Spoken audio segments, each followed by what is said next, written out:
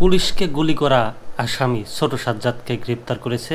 গ্রেপ্তারের পরে তার বউ, তার ওয়াইফ সোশ্যাল মিডিয়ায় বক্তব্য দিচ্ছে বা এমনটা বলছে যে কারি কারি টাকা দিয়ে স্বামীকে ছাড়িয়ে নিয়ে আসবো। হ্যাঁ, আমার জামাই গতকালকে রাতে অ্যারেস্ট হয়েছে। আপনারা যারা ভাবতেছেন আমার জামাই অ্যারেস্ট হয়েছে আর কোনোদিন বের হবে না, ওদের জন্য এক বালতি সমবেদনা। আমরা কারি কারি বান্ডিল বান্ডিল টাকা ছেড়ে আমার জামাইকে নিয়ে আসবো। তার স্বামী একজন কন্টেন্ট ক্রিয়েটর, বসুন্ধরা এলাকায় থাকেন।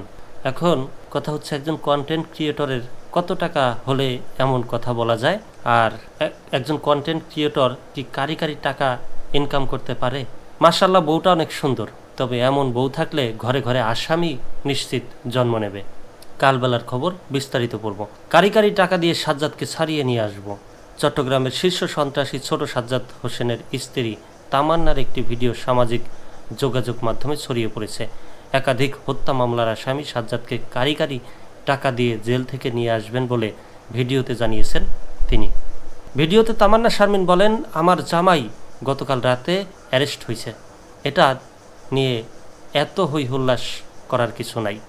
মামলা যখন আছে অ্যারেস্ট হবে, এগুলো নিয়ে এত টেনশন করা, দুঃখ প্রকাশ করা, কান্নাকাটি করার কিছুই নাই।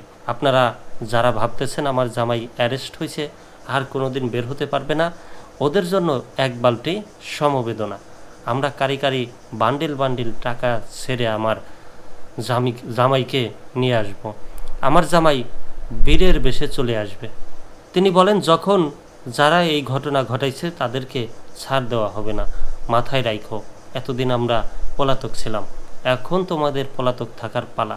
আমার জামাই আইনি প্রক্রিয়ায় শেষে আমার কাছে আসবে, তখন খেলা শুরু হবে। খেলা মাত্র শুরু করেছো তোমরা, শেষ করব আমরা। আমার জামাই সাজ্জাদের যারা সাপোর্টার আছো সবাই দোয়া করবা যাতে 10 থেকে 12 দিনের মধ্যে জামিন করাই ফেলতে পারি।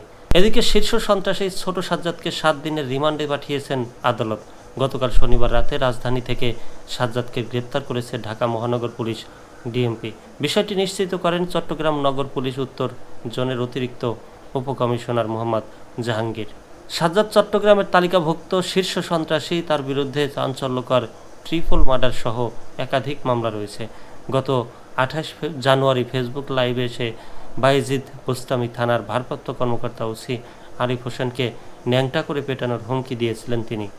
বুড়ির নাতি নামে পরিচিত সাজ্জাদকে ধরিয়ে দিতে পুরস্কার ঘোষণা করেছিল। লাইভে সাজ্জাদ বলেন, ওসি আরিফ দেশের যে প্রান্তেই থাকেন না কেন তাকে নগরের অক্সিজেনে ধরে এনে পেটাবো, প্রয়োজনে মরে যাব, কিন্তু হার মানব না।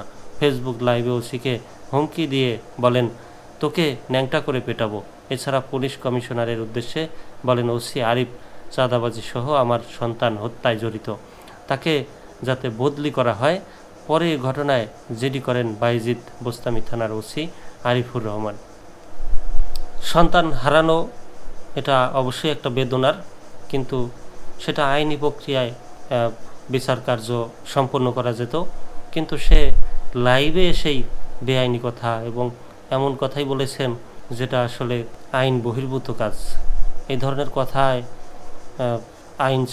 দেশের আইন শৃঙ্খলা চরম অবনতি ঘটবে হয়তোবা, সেজন্যই। আর তাছাড়া তার নামে বেশ কয়েকটা খুনের মামলাও রয়েছে, সেজন্য হয়তোবা তাকে ধরে রিমান্ডে পাঠানো হয়েছে।